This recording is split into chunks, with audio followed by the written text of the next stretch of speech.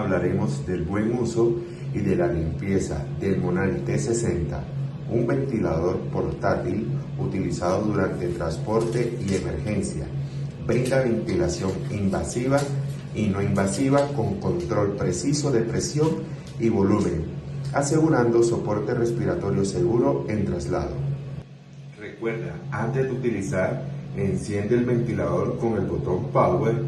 El equipo realiza su autochequeo de alarma, válvulas y batería.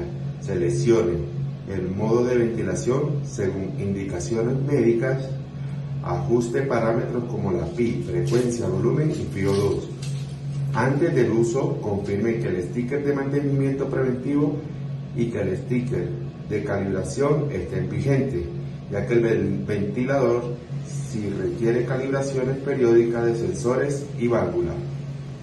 Recuerda conectar el equipo a una red eléctrica hospitalaria para mantener batería cargada. Conecte adecuadamente el circuito respiratorio, filtros, sensores de flujo y líneas a la toma mural. Verifique que no existan fugas y que la mascarilla o tubo estén bien ajustados.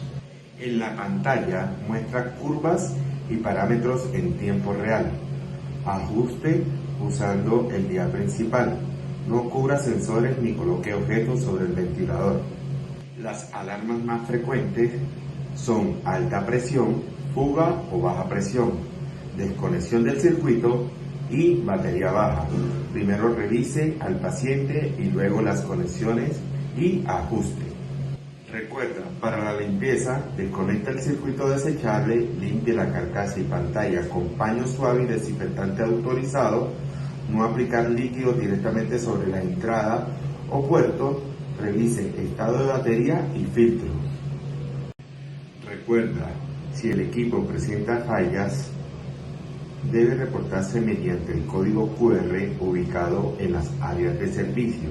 Esto garantiza un soporte técnico y oportuno.